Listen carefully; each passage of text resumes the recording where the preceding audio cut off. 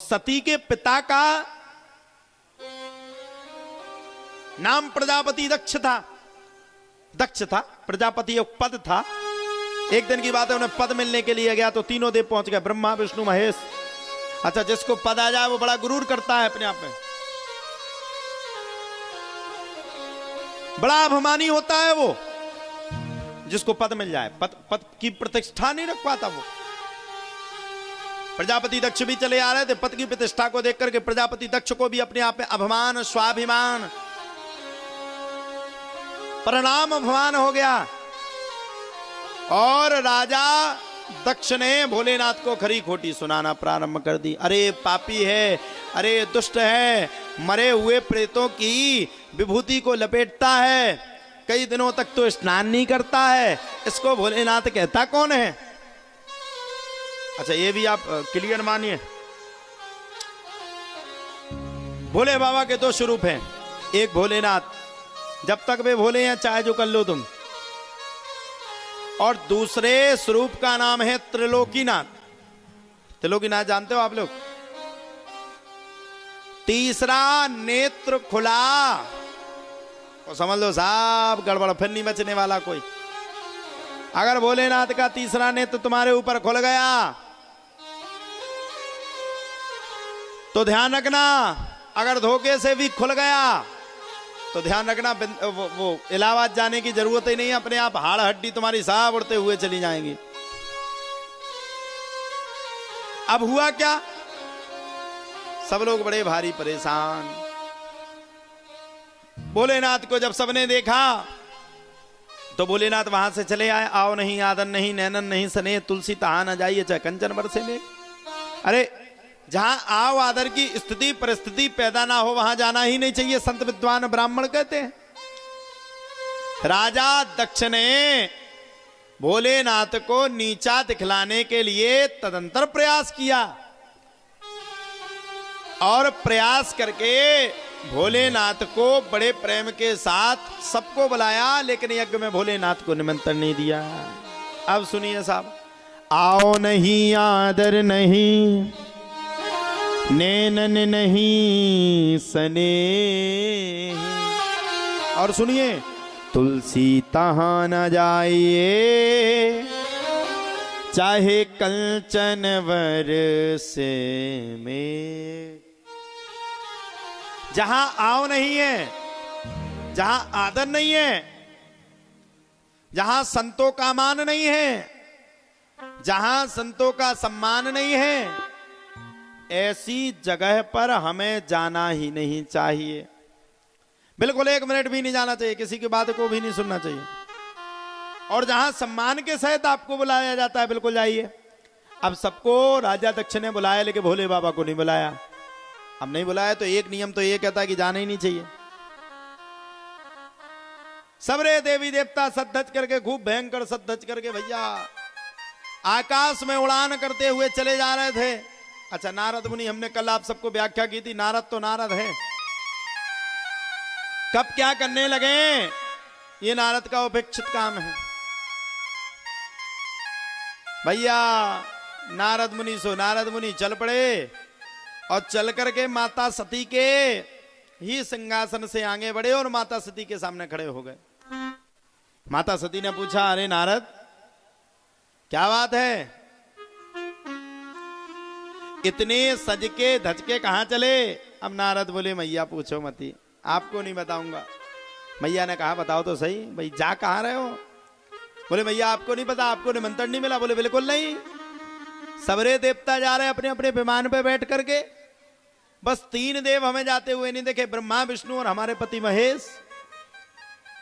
ये लोग जा रहे तो कहां जा रहे हैं, हमें बताओ तो सही। नारद मुनि ने कहा, मैया ये सब आपके पिता राजा प्रजापति दक्ष यज्ञ को कर रहे हैं, और उसमें सबको बुलावा भेजा, हम सब जा रहे हैं। माता सती को बड़ा भयंकर खेद हुआ, बड़ा भयंकर कष्ट हुआ माता सती को। हाय राम, मेरे पिताजी ने इतना बड़ा सुयोग्य यज्ञ किया, और इतने बड़े यज्ञ में सबको बुलवाया लेकिन मुझे नहीं बुलवाया। माता सती ने मन में विचार किया, हो सकता है पिताजी हैं, धोखे धड़ाके से हो सकता है को भूल गए हो, ना रहा हो ध्यान, और ध्यान ना रहा होगा तो बेचारे भूल गए, अब उसमें क्या कर सकते। माता सती ने भोले बाबा के पास आई। अच्छा, माताओं को अपना काम बनवाना हो और अगर मायके जाना हो तो 3 दिन पहले से अपने पति से अच्छे से बोलना शुरू कर देंगी। क्या चाहिए आपको, क्या खाएंगे आप, पोहा खाएंगे, चाय पिएंगे, पति देखेगा है जे कौन सा सूरज उग गया है?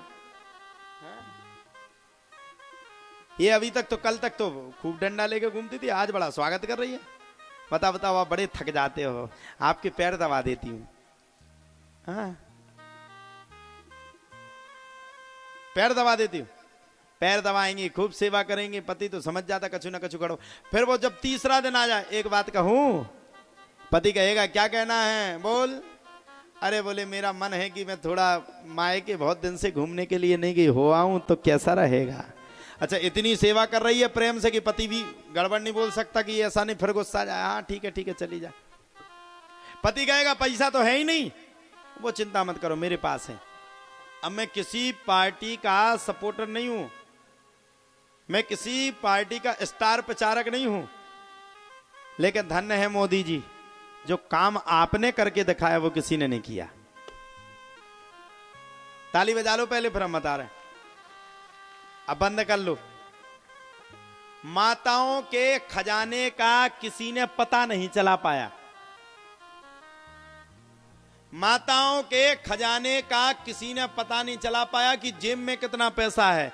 लोग कहते मोदी जी ने क्या किया, मोदी जी ने सबसे पहले माताओं के खजाने को निकाल करके खड़ा कर दिया। अब पूछो कैसे, रात ही रात में लग गई 2014 की 17 जो भी हो, हमें तो पता नहीं, 17 में शायद नोटबंदी हुई थी, जितने में भी हुई हो नोटबंदी, रात के रात लग गई। पत्नी लड़ रही थी पति से, कई पत्नी कह रही थी मेरे को मायके जाना, कई कह रही थी मेरे को साड़ी लेना, कई कह रही थी मेरे को पैसे की जरूरत है। दूसरे दिन लग गई नोटबंदी। अच्छा, पत्नियों ने कम से कम 20 साल से पति के पैंट से खूब पैसों की चोरी की, और जब उन्हें सुबह पता चला कि नोटबंदी लग गई तो पति तो हड़बड़ाते सब रे जा ही रहे थे, अरे राम राम राम, मोदी ने नोटबंदी कर दी, मर गए, चलो अपना अपना पैसा जमा करो। बैंकों में लाइन लग गई। अब सुनो, पति चले जा रहे थे, इतने में पत्नी ने कहा सुनो जी।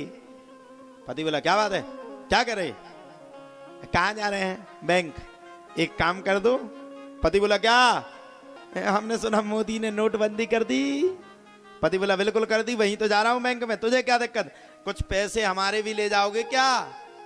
अच्छा, पति बोला, पति ने विचार किया होंगे 2000 4000 5000, हाँ ले 4-5 रुपए तो है तेरे। नहीं मेरे पास थोड़ा ज्यादा पैसा है। पति ने पूछा कितना है बोल। पत्नी बोली वही होगा 2.5-3 लाख के करीब। पति बोला दे तेरे का, रात के कह रही थी कि साड़ी के लिए 1 रुपया नहीं 2.5 लाख रुपया। सबसे पहले पति ने पत्नी की पुजाई की कि रुक जाओ, और लिए 2.5 लाख रुपया और बैंक में जमा कर दिए।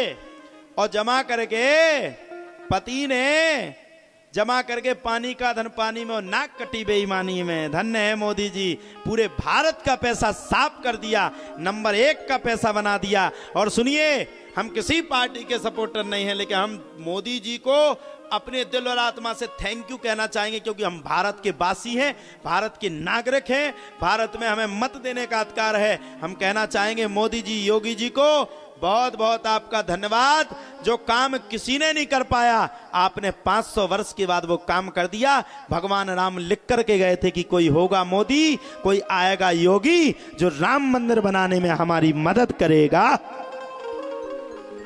होगा कोई योगी, आएगा कोई मोदी, जो भगवान राम को अयोध्या लौटा करके लाएगा। नहीं तो कई आए कई चले गए। भगवान राम लला जिनके हाथ से विराजमान हुए हैं, वो कोई ऐसे वैसे पुरुष नहीं हो सकते, वो युग पुरुष हैं, युग पुरुष हैं, युग पुरुष हैं, युग पुरुष। तो माता सती जिद पकड़ गई, मैं तो जाऊंगी। मना किया मत जाओ, बोले नहीं मैं तो किसी की बात नहीं मानूंगी, 1 मिनट भी नहीं मानूंगी, मैं तो जाऊंगी तो जाऊंगी। अब तो भैया भोले बाबा बोले देवी मान जाओ, तुम्हारे पति ने मेरा सम्मान नहीं किया और मैं चाहता हूं जहां आवादन ना हो वहां जाना ही नहीं चाहिए। अब तो सुनो साहब, पत्नी की जिद बड़ी खराब, सती तो जिद पकड़ गई, नहीं हम किसी भी कीमत पे नहीं रुकेंगे। पिता ने इतना बड़ा यज्ञ किया, हो सकता है धोखे धड़ाके से भूल गए हो। अच्छा उस टाइम टच के फोन चलते हो तो तुरंत पूछते हैं, हेलो पापा तुमने सबको निमंत्रण दिया, हमें निमंत्रण क्यों नहीं दिया? अब उस टाइम तो कुछ था ही नहीं। माता सती ने जिद पकड़ गई और भोलेनाथ ने मन में सोचा, कोहू काहू को सुख करना दुख कर दाता, निज कृत कर्म भोग सब बराता। जाओ सती, तुम्हारे भाग्य में जो लिखा हो उसको भोगो। लेके चल पड़े भोलेनाथ। भोलेनाथ रुक गए, नंदी जी को पहुंचा दिया। माता सती पहुंची यज्ञ में। अब वहां देखा तो सब बहनें थी, सब बहनों ने सती को देखा तो हंसने लगी।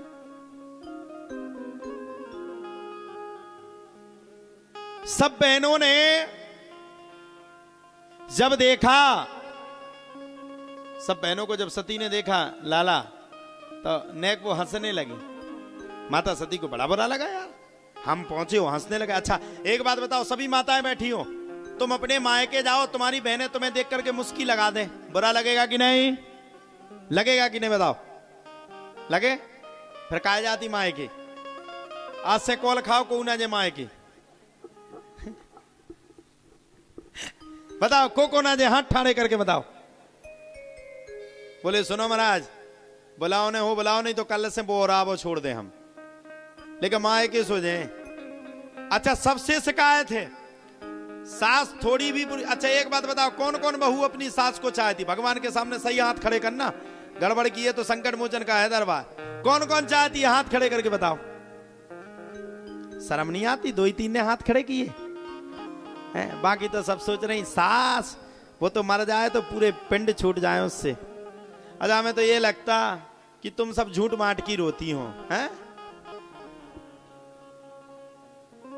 अब सुनिए, माता सती जिद पकड़ गई, चली गई, पहुंच गई, वहां पर आवादन नहीं मिला। आवादन नहीं मिला तो माता सती पहुंच गई, पहुंच करके बैठी, मां के पास पहुंच गई। मां के पास जैसे पहुंची, जैसे ही मां के पास माता सती पहुंची तो मां को देख करके माता सती विलाप करने लगी, विलाप करने लगी, रोने लगी। मैया सबका सम्मान हुआ लेकिन मेरा सम्मान नहीं हुआ। और माता सती अपने पिता से लड़ने लगी। जब पिता भी मुख से मुंह नहीं बोले तब तो माता सती को अत्यंत क्रोध आया और क्रोध की अवस्था में जाकर के माता सती ने वहीं पर आसन को लगा लिया, अपने नेत्रों को बंद कर लिया और नेत्रों को बंद करके माता सती सीधे अग्नि कुंड में कूद करके अपने प्राणों की आहुति दे चुकी। जैसे ही प्राणों की आहुति हुई वैसे ही नंदी इत्यादि जितने गण गए थे, भगवान भोलेनाथ के जो गण गए थे, उन सब ने लड़ाई करना शुरू कर दिया, आपस में युद्ध हो गया। देवता सब राजा दक्ष के साइड हो गए, सबने एक दूसरे को मारा।